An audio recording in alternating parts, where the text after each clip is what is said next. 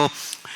पूरी जेका हिस्ट्री साईं मंसूर जुनेजो साहब असांखे ॿुधाए विया त उन वक़्तु जेको अंग्रेज़ साम्राज्य हुयो उन छा थिए चाहियो ऐं उन खां पोइ रईस जी जेका पूरी तहरीक हितां उभरी ऐं रईस कीअं रईस ते जेको इल्ज़ाम लॻो हुयो त हीअ रेशमी रूमाल तहरीक में बि रईस जो हथु आहे ऐं बंगले ते छापा लॻाया हुया ऐं पूरो हिकिड़ो नैरेटिव हिकिड़ो जुड़ियो हुयो उन नैरेटिव जे बुनियाद ते रईस ते जेके इल्ज़ाम लॻंदा रहिया। ख़ुदि शेख अब्दुल मजीद सिंधी साहब खे बि जेको रेशमी रूमाल जी तहरीक जे करे उहो जेल में विधो हुयो ऐं रईस जेको आहे अलमीन जेको अख़बार उहो कढंदो हुओ ऐं शेख अब्दुल मजीद सिंधी साहब जेको आहिनि उहे जेका हुनजा एडिटर हुया। इहो पूरो हिकिड़ो नैरेटिव हुयो।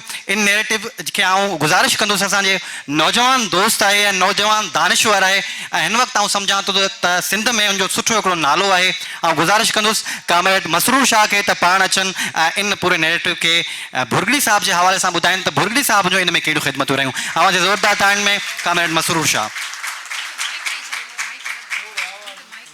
महिरबानी सजाद, स्टेज ते वेठल मोज़िज़ महिमान ऐं पिंडाल में वेठल सभई साथी GSN। कुझु ॾींहं पहिरियां मूंखे सजाद ॿुधायो त रईस गुलाम मोहम्मद ख़ान भुरगड़ी जी वरसी जे हिसाब सां हिन दफ़े प्रोग्राम जेको आहे उहो असां कुझु नौजवान बि उन में आहियूं ऐं उनखे थोरो मुख़्तलिफ़ अंदाज़ में करणु चाहियूं था। सो तव्हां उन ते थोरी रोशनी विझो।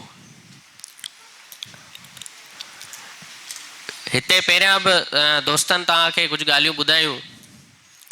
हिकिड़ो अफ्रीका जो दानिश्वर हूंदो हो फ्रांस फेनन, उहो हिकिड़ी ॻाल्हि कंदो हो त जेके ग़ुलाम क़ौमूं हूंदियूं आहिनि उन्हनि जा उन्हनि जो जेको कल्चर ऐं उन्हनि जी जेका तारीख़ हूंदी आहे उहा फ्रीज़ थियल हूंदी आहे। फ्रीज़ माना जामिद थियल हूंदी आहे। जामिद कीअं थियल हूंदी आहे? जामिद ॿिनि मानाउनि में थियल हूंदी आहे। हिकिड़ो त उन्हनि जा जेके माॻ हूंदा आहिनि, उन्हनि जा जेके डॉक्यूमेंट्स हूंदा आहिनि, उन्हनि जूं जेको कल्चरल रिवायतूं हूंदियूं आहिनि उहे इर्तिका कोन करे सघंदियूं आहिनि, बल्कि मिसमार थियण ॾांहुं वेंदियूं आहिनि। अॼु ई डान बि इहा ख़बर आई आहे त रईस जो जेको बंगलो आहे उनजी जेका सूरत हाल आहे उहा तमामु नाज़ुक सूरत हाल आहे ऐं अफ़सोस जहिड़ी सूरत हाल आहे। ईअं ई तव्हां असांजा ॿिया माॻ ॾिसो। यूनेस्को चयो आहे मुंहिंजो दड़ जे हिसाब सां यूनेस्को सिंध सरकार खे चयो आहे त वधीक खोटाई त सोचो ई न, पर जेको खोचियो अथऊं इन खे बि कुझु मिटी ॾेई करे तहफ़ुज़ में कयो, छो जो इहो बचंदो कोन। उन खां पोइ हिते ॻाल्हि थी त सरकार खे घुरिजे त सरकार इन्हनि शयुनि खे खणे। त हिन वक़्तु सिंध अंदरि जी मां ॻाल्हि कई त ग़ुलाम क़ौमुनि जा जेके कल्चर ऐं तारीख़ हूंदी आहे उहा जामिद हूंदी आहे, जामिद थियल हूंदी आहे, मिसमार थियण ॾांहुं वेंदी आहे। त सरकार जो जेको रवैयो आहे उहो इहो आहे त असांजा जेके तारीख़ी माॻ आहिनि, कल्चर आहिनि, डॉक्यूमेंट्स आहिनि, उहे कीअं मिसमार थियनि। हिकिड़ी माना में त ईअं जामिद हूंदा आहिनि ऐं इहा ॾाढी अफ़सोस जहिड़ी सूरत हाल आहे। ॿी माना में जामिद ईअं हूंदा आहिनि त उन्हनि ते को कमु त कोन थींदो आहे, नए अंदाज़ में नवां बहस तहक़ीक़ थिए, रिसर्च ते डॉक्यूमेंट्स अचनि, पर हिकिड़े पासे मिसमार थींदा आहिनि ऐं ॿिए पासे वरी हरूभरू जो हिकिड़ी नरगिसियत हूंदी आहे सकाफ़त में असांखे। पोइ जीअं मंसूर कादिर जोड़ेजे साहब चयो त पोइ हिकिड़ा वॾा फ़र्द जेके आहिनि पोइ बचे वरी ॻाल्हि आख़िर में ईअं थी त उन्हनि जा ख़ानदान या उन्हनि जूं ज़ातियूं जेके आहिनि सो उन्हनि खे ई प्रोग्राम करिणो पवे थो, छो जो का अहिड़ी तहरीक कोन्हे, का अहिड़ी सियासी ऐं सकाफ़ती ऐं समाजी तौर का तहरीक कोन्हे जो का इन शइ खे खणे उन शइ खे नवनि अंदाज़नि में बहस करे। सूरत हाल कुझु अहिड़े क़िस्म जी आहे ऐं सरकार खां मां नथो सम्झां त सरकार खां हिन सरकार खां आसरो रखणु घुरिजे। जेसि ताईं सवाल आहे रईस जी शख़्सियत जो, त सिंध जी जेका बिचकियती तारीख़ आहे, बिचकियती दौर जी जेका तारीख़ आहे उनजो हिकिड़ो निरालो पहलू आहे। उनजो निरालो पहलू इहो आहे त अक्सर असां पढ़ंदा आहियूं समाजी साइंस में त समाज जा जेके बिचकियती समाज हूंदा आहिनि, ख़ासि तौर पर जेके अंग्रेज़ साम्राज्य जे दौर में जेके समाज हुआ उन्हनि तहरीकूं जेके हुयूं उन दौर में आज़ादी जूं या रिफॉर्म्स जूं तब्दीली जूं उहे मिडिल क्लास हलाईंदो आहे, इहा असां पढ़ंदा आहियूं। त मिडिल क्लास जेको आहे उहो क़ौम परस्ती या क़ौमी तहरीकुनि जो सरवाड़ हूंदो आहे। पर सिंध जी तारीख़ जो हिकिड़ो निरालो पहलू इहो आहे त सिंध जी जदीद क़ौम परस्ती जी तहरीक जेका बीटकीअ थी अंग्रेज़ साम्राज्य जे दौर में जेका हले थी, उहा सिंध जे ज़मींदार तबिके जे रोशन ख़्याल परत हलाई आहे। इहो हिकिड़ो अहम पहलू आहे सिंध जी तारीख़ में जेको असांखे नज़र अचे थो, ख़ासि तौर ते 20वीं सदी में। उन में रईस जो, गुलाम मोहम्मद बुर्गी जो तमामु वॾो किरदारु आहे। त सजा ताईं कुझु ॿुधाया त मुस्लिम एजुकेशन बिल हुजे या ब्यूरोक्रेसी जेका अंग्रेज़ जी ब्यूरोक्रेसी लापी नाले जेको टैक्स वसूल कंदी हुई, जेके शिकार करण ईंदा अंग्रेज़ सरकार जा एहलकार ऐं उहे ज़मींदारनि ते ख़ासि ढल मां पैसा कढंदा त जेको असांजे आराम ऐं आसाइशूं ऐं इहे सभु शयूं आहिनि उन ते जेको टैक्स हणंदो उन जे ख़िलाफ़ु बिल हुजनि। या अहम शइ जेका आहे सो हरचंद राय विशनदास सां बम्बे जी खां सिंध जी अलहदगीअ जी पहिरीं बम्बे लेजिस्लेटिव काउंसिल में ॻाल्हि करण वारो रईस हुयो। ऐं पोइ जेका असां ॾिसूं था वरी तहरीक हले थी बम्बे खां अलहदगी, सिंध जी अलहदगी जी तहरीक 1928 खां जॾहिं तेज़ थिए थी त उन में जेके किरदार अॻियां अॻियां आहिनि उहे सभु ज़मींदार तबिके जा रोशन ख़्याल माण्हू आहिनि। उहो साईं जीएम सैद हुजे, उहो खोड़ो हुजे, अली मोहन राश्ती हुजे ऐं इहे शाहनवाज़ भुट्टो हुजे, सभु असांखे रोशन ख़्याल ज़मींदार तबिके जा फ़र्द मिलनि था। इहो सिंध जो जेको निरालो पासो आहे। मूंखे कुझु अरसो अॻु हिकिड़ो टास्क मिलियो त साईं जोए साहब जो किताबु सेव सिंध सेव कॉन्टिनेंट 1946 वारो जो नओं एडिशन अचे पियो, उन जो महाग लिखण लाइ मूंखे पीकॉक वारनि चयो ऐं मां हिन ते तहक़ीक़ करणु शुरू कई त उन दौर जी तहरीक जेका आहे उहा छा आहे। त मूंखे इहो पासो जेको आहे सो मिलियो त इहा शइ अहम आहे। उनखे मां वधीक सर्च जॾहिं करण जी कोशिशि कई त असांजी, जीअं मां तव्हां सवेर ॻाल्हि करे वियुसि त असां जूं जेके गुलाम क़ौमुनि जूं तारीख़ूं जामिद थियल हूंदियूं उन्हनि ते का तहक़ीक़ बेक़ीक़ कोन थींदी आहे। त असां वटि जेका तारीख़ मिले थी, पूरी जेका तारीख़ आहे सिंधी, उहा पीसिस में आहे।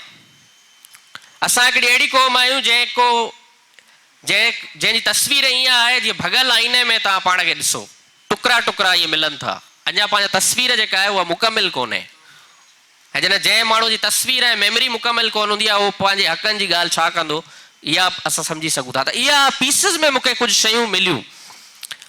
उन में हिकिड़ी शइ जेका अहम हुई सिंध जी बीटकीअ जी तारीख़ जे हवाले सां, उहा इहा हुई त हिकिड़ो फ्रेंच राइटर हो, राइटर आहे बल्कि, उन हिकिड़ो किताबु लिखियो आहे Sindhi traders from Bukhara to Panama.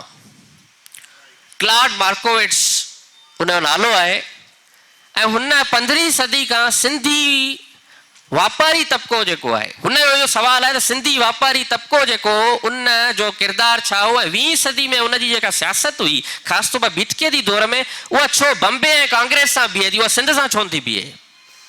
सवाइ कुझु नालनि जे हिंदू जेको आहे सो सिंधियुनि मां अक्सरियत जेका सिंधी हिंदू वापारी तबिके जी हुई उहा बम्बे जी अलहदगी में, सिंध जी अलहदगी बम्बे खां अलहदगी में बम्बे जे पासे बीठी आहे। त हुन पूरी जेका आहे उहा पुर्तगाल 15वीं सदी खां जेको आहे सिंधी वापारी तबिके जी तारीख़ जेका आहे पढ़णु शुरू कई आहे।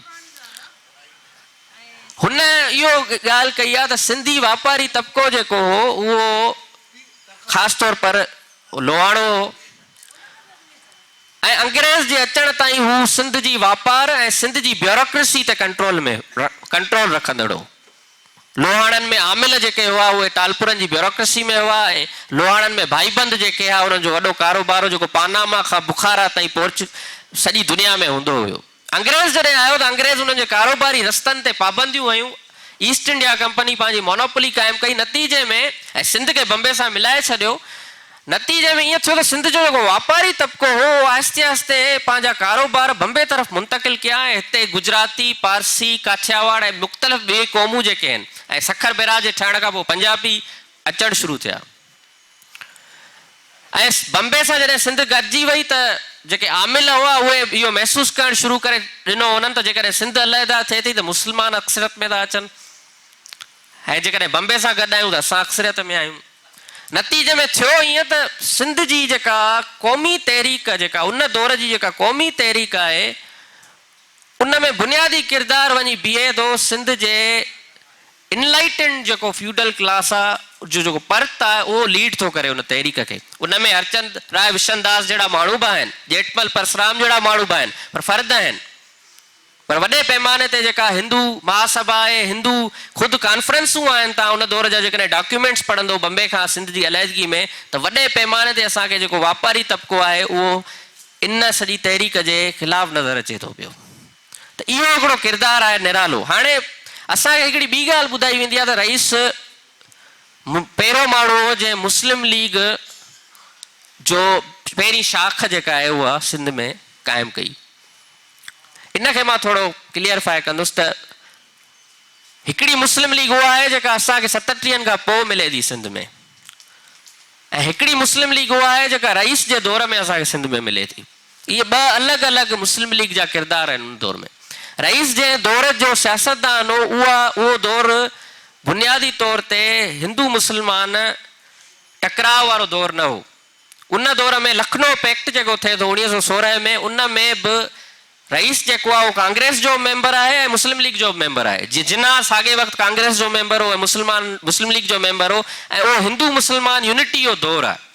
वरी अॻिते जॾहिं असां हलूं था त सिविल डिसोबीडेंस ऐं खिलाफ़त जी तहरीक में रईस खे खिलाफ़त कॉन्फ्रेंस जो सदर चूंडियो थो वञे, त उन दौर में बि हिंदू मुस्लमान जेको आहे उहो अंग्रेज़ जे ख़िलाफ़ु जदोजहद में करे थो। तॾहिं जेको मुस्लिम लीग आहे बुनियादी तौर ते मुस्लमाननि जी सियासत में को वॾो किरदारु उनजो कोन्हे को, ऐं उहो दौर जेको आहे मुस्लिम लीग जो ख़ुदि जो उहो हिंदू मुस्लिम यूनिटी वारो दौर आहे।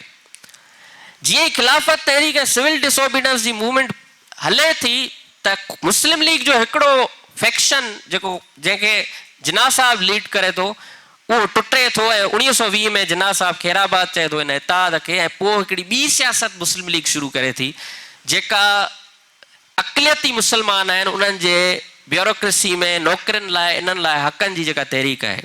पर इन सॼे दौर में रईस 1924 में गुज़ारे थो वञे। उन खां पोइ इन सॼे दौर में मुस्लिम अक्सरियती इलाइक़नि में असांखे मुस्लिम लीग मिले ई कोन थी।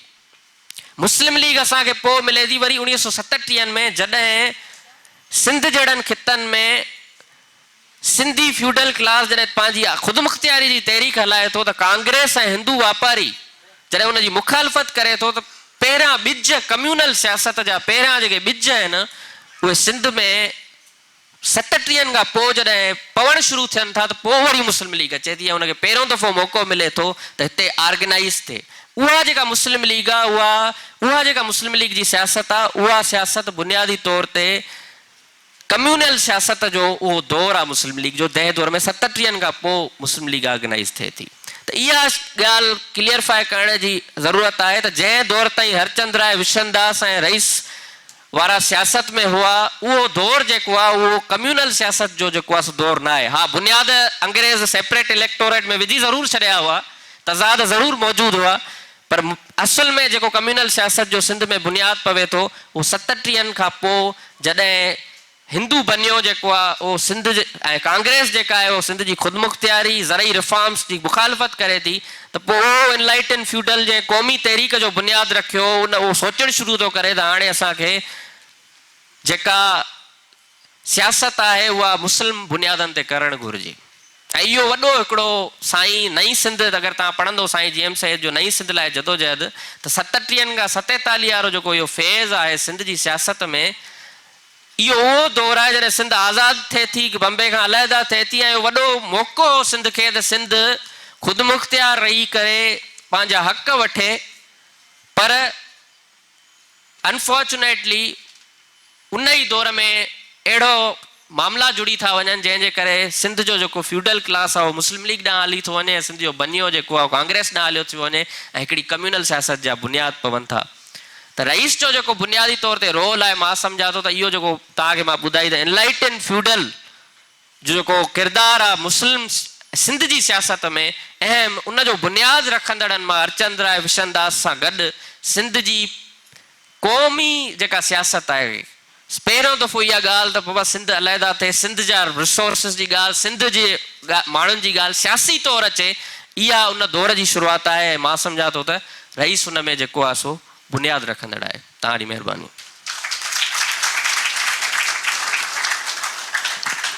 वॾी महिरबानी मसरूर शाह साहब। मसरूर तव्हांखे उन पूरे जेको नैरेटिव हो तव्हांखे उन दौर जो ॿुधायो। ऐं रईस जहिड़े माण्हू लाइ त कुझु न हो। औकात ऐं हालात अवी रोकियो था, जे बंदि कंदव राह त ठेलो ॾींदुसि, अड़े मंज़िल रफ़्तार जी सुस्ती ते अवी टोकियो था, मंज़िल नेठि त वञी भेड़ो थींदुसि। माण्हू सिलो सिलो पर मंज़िलनि ते ज़रूरु पुॼंदा आहिनि।